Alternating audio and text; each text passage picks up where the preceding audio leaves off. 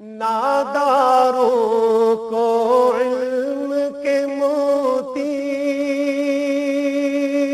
آقا نے انمول دیے. یا ربی لک الحمد کما ینبغی لجلال وجہک وعظیم سلطانک. الحمد للہ رب العالمین والصلاة والسلام علی رسولہ الکریم. ربنا لا تزغ قلوبنا بعد اذ ہدیتنا ہب لنا من لدنک انک انت الوہاب. یا مقلب القلوب ثبت قلوبنا علی دینک. سبحانک لا علم لنا الا ما علمتنا انک انت العلیم الحکیم. رب اشرح لی صدری ویسر لی امری واحلل عقدۃ من لسانی یفقہوا قولی. فاعوذ باللہ من الشیطان الرجیم. بسم اللہ الرحمن الرحیم. السلام علیکم، کیسے ہیں آپ سب؟ یقیناً آپ سب خیریت سے ہوں گے. ہاں، اور ایک بات مجھے آپ یہ بتائیے کہ جب جو کچھ ہم پڑھتے ہیں آپ ان کو یاد کرتے ہیں یا نہیں؟ اور ان کو یاد کرنے کے لیے میں نے آپ کو ایک دعا بھی بتائی تھی، رب اشرح لی صدری ویسر لی امری واحلل عقدۃ من لسانی یفقہوا قولی، جو کہ میں آپ کی آسانی کے لیے اس پروگرام کے سٹارٹ میں ہمیشہ پڑھا کرتی ہوں. اور ایک اور دعا جو میں نے آپ کو بتائی تھی کہ رب زدنی علما، اے ہمارے رب ہمارے علم میں اضافہ فرما. یقیناً آپ پڑھتے ہوں گے، کیونکہ اس کے پڑھنے کا فائدہ یہ ہوگا کہ آپ جو کچھ بھی پڑھتے ہیں یا سنتے ہیں وہ آپ کو یاد ہو جائے گا. اور آپ صلی اللہ علیہ وسلم ایک بات کہا کرتے تھے، آپ صلی اللہ علیہ وسلم کہا کرتے تھے کہ مجھے اندیشہ ہے اور مجھے ڈر ہے کہ کہیں میری امت دنیا کی خواہشات میں اور دنیاوی معاملات کی توقعات میں اتنی آگے نہ بڑھ جائے کہ پھر وہ اسی میں لگ جائے، یعنی ان مسئلوں کو حل کرنے میں، یا لوگوں سے توقعات یا دنیا سے اتنی وابستہ کر لے کہ پھر وہ اسی میں الجھ جائے. اور پھر آپ صلی اللہ علیہ وسلم نے اس کے بعد کیا فرمایا کہ آخرت بھی کچھ کر چکی ہے اور دنیا بھی، یعنی دنیا جو ہے اپنے خاتمے کی طرف جا رہی ہے اور آخرت آنے والی ہے. آپ صلی اللہ علیہ وسلم نے کتنی عظیم بات بتائی. اور دنیاوی معاملات میں بھی آپ دیکھیے کہ جتنی زیادہ ہم لوگوں سے توقعات رکھیں گے اتنی زیادہ ہمیں مایوسی ہوگی. بہت سارے مقامات پہ ایسا ہوتا ہے، ہم بہت سے لوگ کہتے نظر آتے ہیں کہ ہمیں فلاں شخص سے یہ توقع نہیں تھی. وہ کب ہوتا ہے؟ جب ہم انسانوں سے توقعات وابستہ کرنا شروع کر دیں، اور پھر کیا ہوگا کہ ہم اس میں اتنے الجھ جائیں گے کہ پھر ہم انہی مسئلوں میں الجھ کر رہ جائیں گے. جبکہ ہماری سوچ، ہماری کوشش کیا ہونی چاہیے کہ ہم اپنی تمام توقعات جو ہیں اللہ تعالیٰ سے وابستہ کریں. میرے کسی مسئلے کا حل اگر کسی کے پاس ہے تو وہ میرا رب ہے. آپ دیکھیے، اگر اللہ نہ کرے کوئی مسئلہ ہے تو ہم دنیا کی کسی اور شخصیت کے ساتھ مطلب اس سے ہم حل کروانا چاہتے ہیں تو پھر ہم اس کے پاس جائیں گے تو ایسے ہی نہیں چلے جائیں گے، اس سے پھر اپوائنٹمنٹ لینا پڑے گا یا پھر فون کرنے پڑیں گے. بہت مشکل سے پھر ہم اس تک پہنچیں گے، اور پھر بھی ڈاؤٹ ہے، گمان ہے کہ پتہ نہیں میرا یہ مسئلہ حل ہوگا یا نہیں ہوگا. ایسے بہت سارے معاملات ہیں جن میں ہمیں بہت مشکل پیش آتی ہے، اس لیے کہ ہم نے دنیا کے لوگوں سے توقعات وابستہ کر لی ہیں، اور پھر کیا ہے کہ ہمیں اس میں مشکلات کا سامنا بھی کرنا پڑتا ہے. ہاں، بعض معاملات ایسے ہیں کہ جن میں ہم توقعات رکھیں لیکن اتنی زیادہ نہیں کہ جب وہ توقعات جو ہیں وہ پوری نہ ہو، ہمارے منشا ہماری مرضی کے مطابق نہ ہو، تو پھر ہم دل برداشتہ ہو جائیں اور پھر ان مسئلوں میں الجھ کر رہ جائیں. اسی لیے آپ صلی اللہ علیہ وسلم نے یہ بہترین بات فرمائی کہ میں اس بات سے ڈرتا ہوں کہ کہیں میری امت ان دنیا کے چکروں میں یا دنیا کے لوگوں سے توقعات وابستہ کرنے میں نہ پھنس جائے. اس لیے آپ صلی اللہ علیہ وسلم نے کہا کہ ہم اس بات سے بچ جائیں اور ہم یہی بات سوچیں کہ ہمارے تمام مسائل اللہ تعالیٰ حل کریں گے. وہی بات میں نے آپ سے کہا کہ دنیا کے کسی انسان سے کوئی مسئلہ حل کرنا ہے تو بہت مشکل ہے، لیکن اللہ تعالیٰ ہمارے اتنے نزدیک ہیں. قرآن پاک میں اللہ تعالیٰ نے کہا کہ جتنی کہ تمہاری شرح ہے، یعنی اگر ہم اللہ تعالیٰ کی طرف جائیں گے تو اللہ تعالیٰ ہمیں ضرور ملیں گے. اکثر یہ بات بہت اچھی لگتی ہے کہ جب ہم کہتے ہیں کہ ہم اپنے رب کو تلاش کرتے ہیں. ہاں، وہ لوگ بہت اچھا کہتے ہیں کہ ہاں ہمیں اپنے رب کو تلاش کرنا ہے. کہتے ہیں نا کہ ڈھونڈنے سے تو خدا بھی مل جاتا ہے. کیسے ملتا ہے؟ کہ ہم جب آپ صلی اللہ علیہ وسلم کی تمام باتوں کو مانیں گے، وہی بات کہ اطیعوا اللہ و اطیعوا الرسول، تب یقیناً ہم اپنے رب کو پا لیں گے، کیونکہ اللہ تعالیٰ نے قرآن پاک میں کہا ہے کہ میں تمہاری شہرت سے زیادہ قریب ہوں. اور ایک مبارک حدیث میں آپ صلی اللہ علیہ وسلم نے کہا کہ جو انسان جب تک دین کے احکامات پر عمل کرتا رہتا ہے، یعنی آپ صلی اللہ علیہ وسلم کی باتوں پر عمل کرتا رہتا ہے، اس کے دل پر اللہ تعالیٰ کا ہاتھ رہتا ہے، یعنی اللہ تعالیٰ اس کے ساتھ ہوتے ہیں. جیسے ہی وہ ان کاموں کو چھوڑتا ہے، آپ صلی اللہ علیہ وسلم کی سنت کو چھوڑتا ہے، آپ صلی اللہ علیہ وسلم کی احادیث مبارکہ کو نہیں مانتا ہے، اگنور کرتا ہے، تو پھر اس پر ایک شیطان مسلط کر دیا جاتا ہے. اور پھر وہ شیطان کہتا ہے کہ اب یہ انسان میرے ہاتھ میں ایک کھلونے کی مانند ہے، یعنی میں اس کو جیسے چلاؤں. پہلے تو جب ہم عمل کر رہے تھے دین کے معاملات پر، آپ صلی اللہ علیہ وسلم کی باتوں پر، تب ہم اللہ تعالیٰ ہمارے ساتھ تھے، ہم حفاظت میں تھے. اور جیسے ہی ہم نے وہ تمام نیک اعمال کرنا چھوڑ دیے تو پھر کیا ہے کہ شیطان مسلط ہو جائے گا. اور یقیناً ہم میں سے کوئی یہ نہیں چاہے گا کہ اللہ تعالیٰ ہمارے ساتھ نہ ہوں، ہم یہی چاہیں گے کہ اللہ تعالیٰ ہمارے ساتھ ہوں.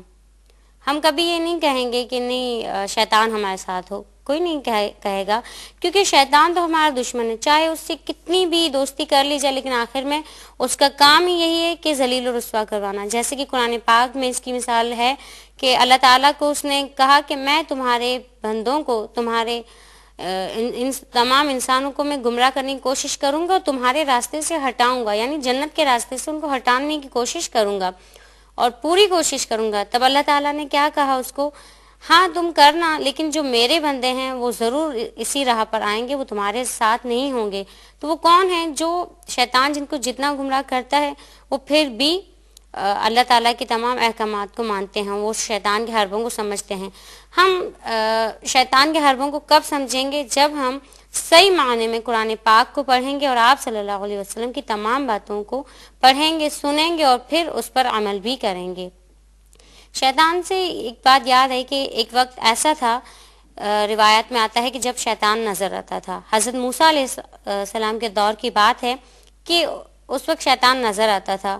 حضرت موسیٰ علیہ السلام کے ایک حواری سے اس کو گمراہ کر دیا، اس نے اس سے دوستی کر لی. اب دیکھیے شیطان کی دوستی کتنے دنوں کام آتی ہے. ایک دن شیطان وہاں سے گزرتے ہوئے اس شخص کو سلام کر دیا. اس سے یہ بات ثابت ہو گئی کہ یہ شخص شیطان کا دوست تھا. دیکھیے اس نے کس طریقے سے اس کو ذلیل کروایا. لیکن اس وقت حضرت موسیٰ علیہ السلام بہت حیران ہوئے.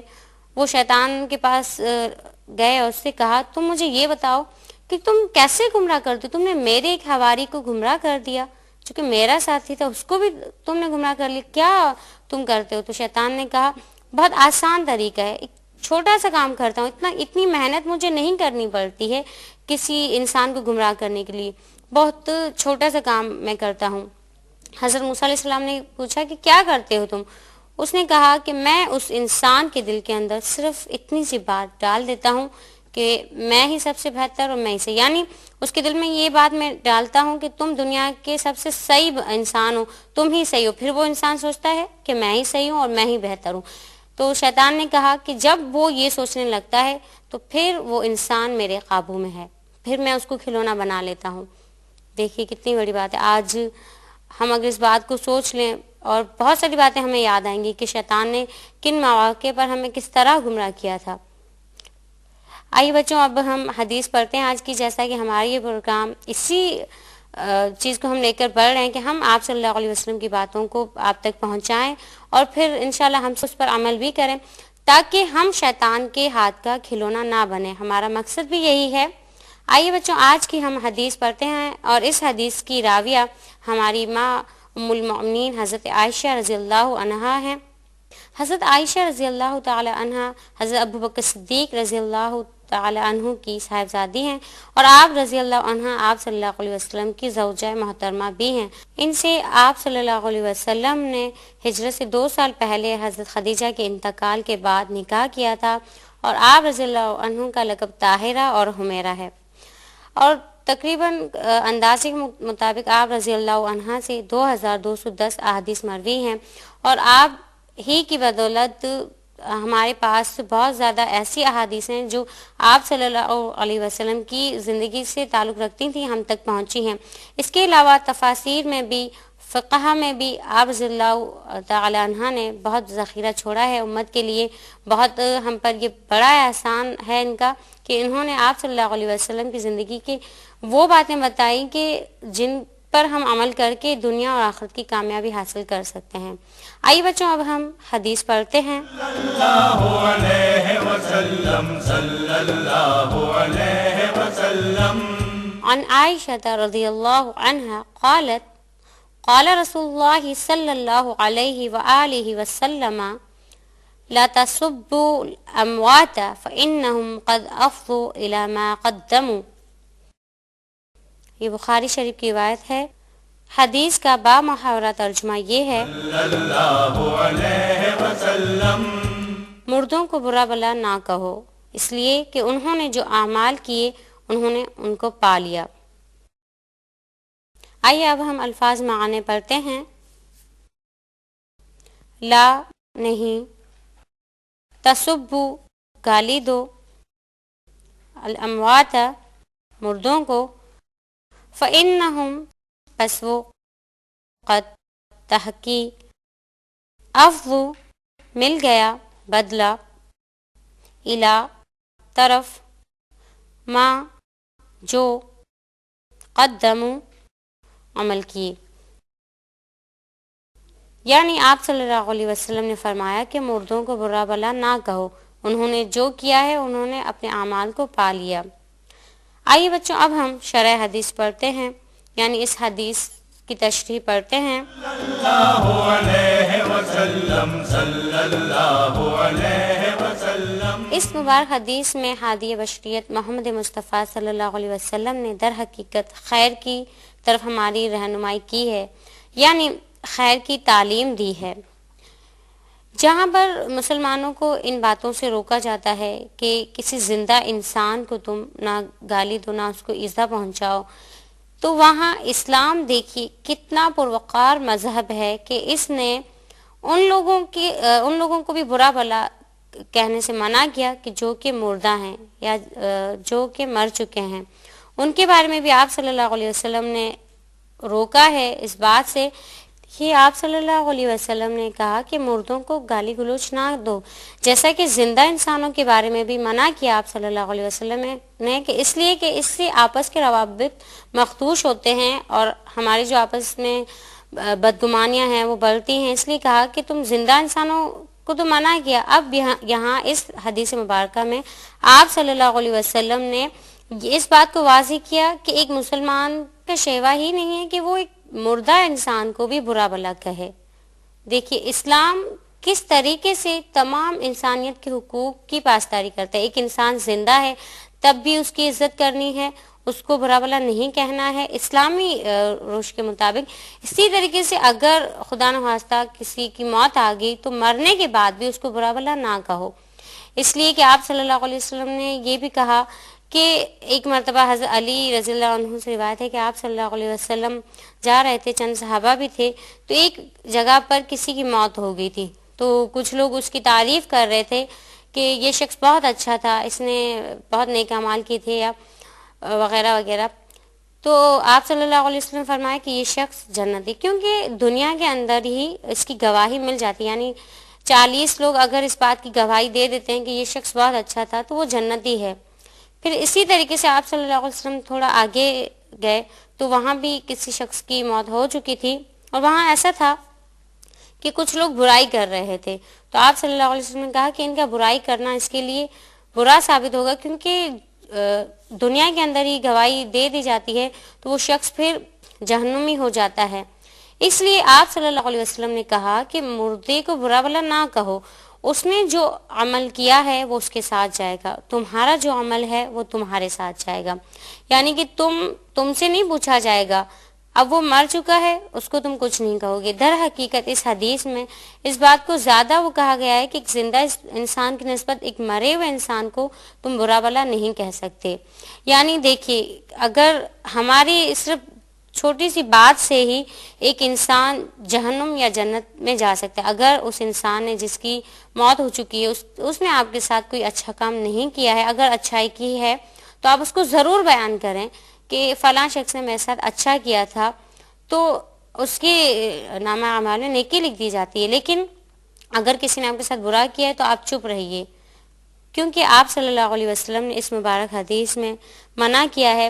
کیونکہ اسلامی جو اقدار ہیں بہت عظیم ہیں، بہت اعلیٰ ہیں، کہ ایک مسلمان کو گوارا نہیں کہ وہ دوسرے مسلمان کی حرمت کو پامال کرے، چاہے وہ زندہ ہو یا چاہے وہ مر چکا ہو.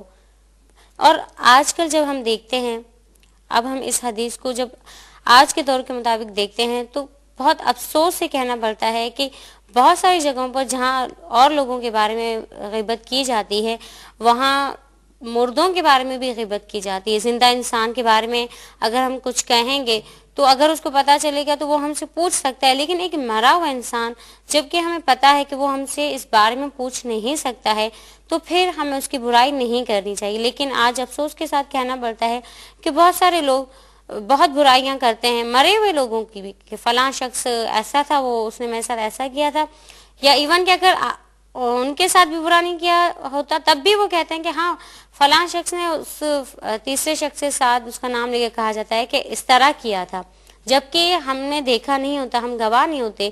آج کل یہ دیکھا گیا ہے کہ ایسی شخصیات جو مطلب بہت نامی گرامی ہیں ان کے ساتھ لوگ ملے نہیں ہیں، پھر بھی ان کے بارے میں باتیں ہوتی رہتی ہیں، یہاں تک کہ ان کے مرنے کے بعد بھی ان کے بارے میں باتیں ہوتی رہتی ہیں کہ فلاں شخص جو ہے وہ ایسا تھا، فلاں شخص جو برائیاں کرتے ہیں.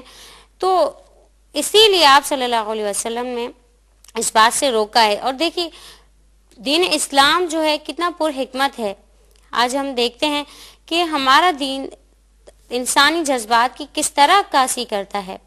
ایسا کوئی دین نہیں ہوگا کہ جو اس طرح انسانی جذبات کا خیال رکھے.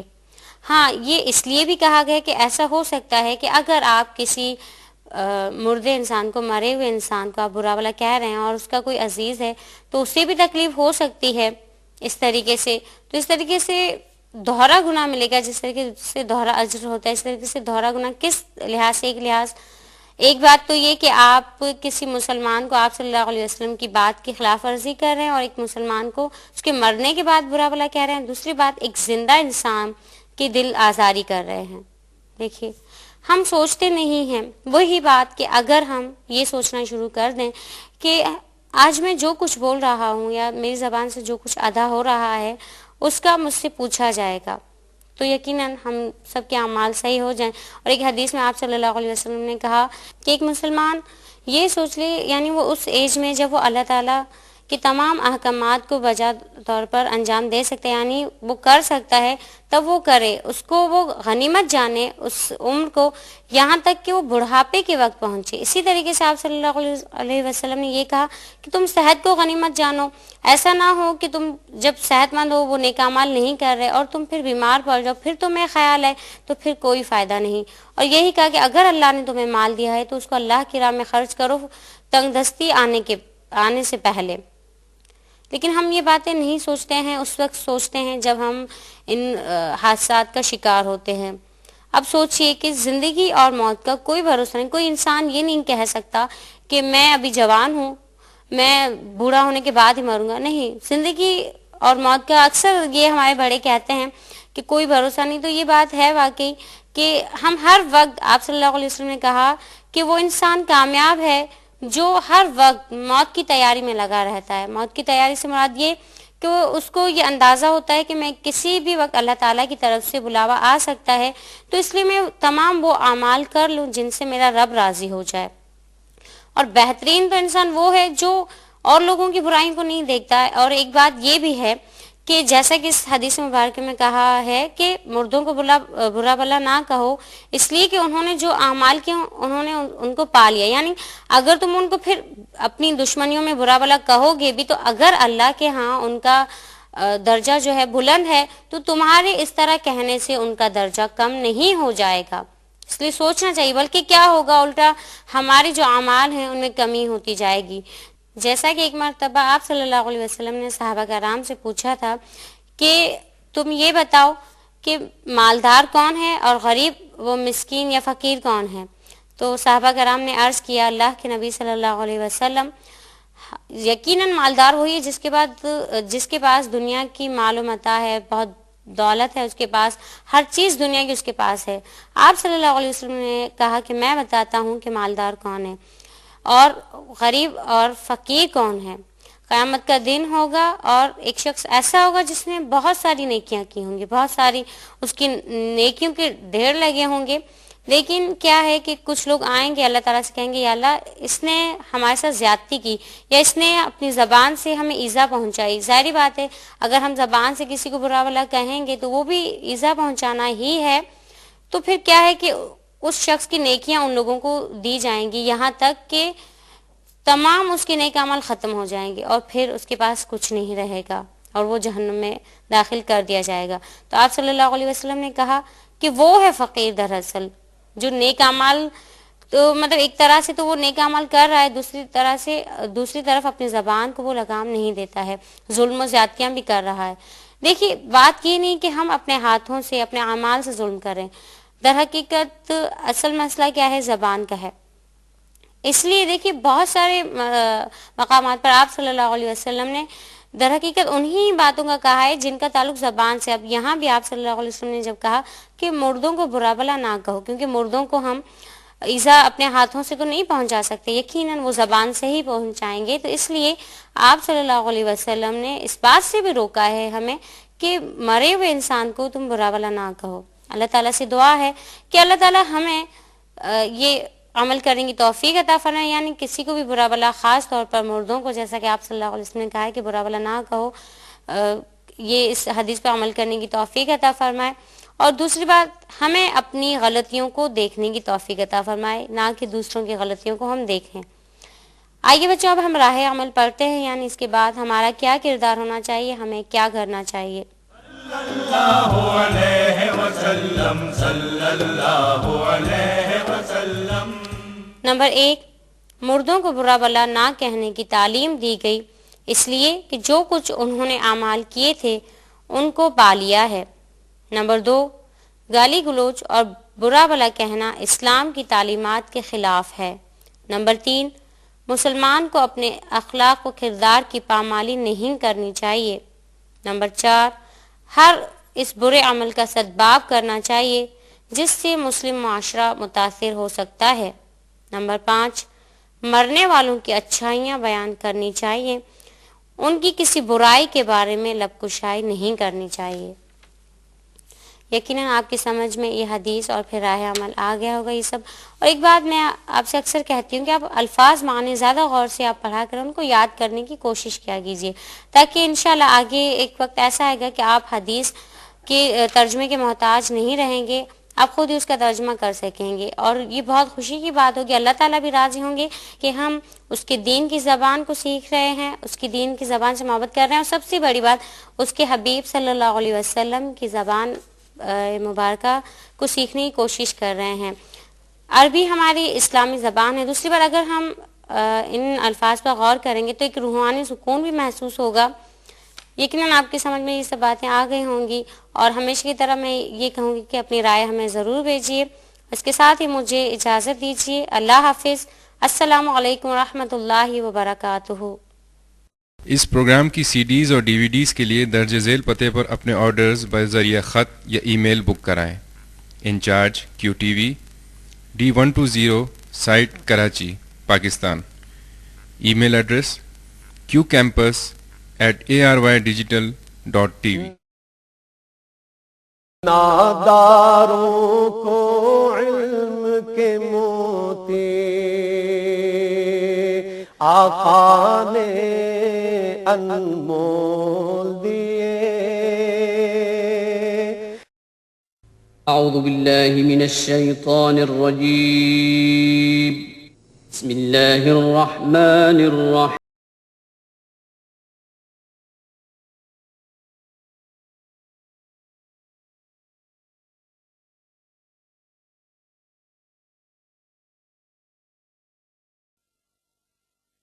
بے شک یہ قرآن اس راستے کی طرف رہنمائی کرتا ہے جو بالکل سیدھا ہے.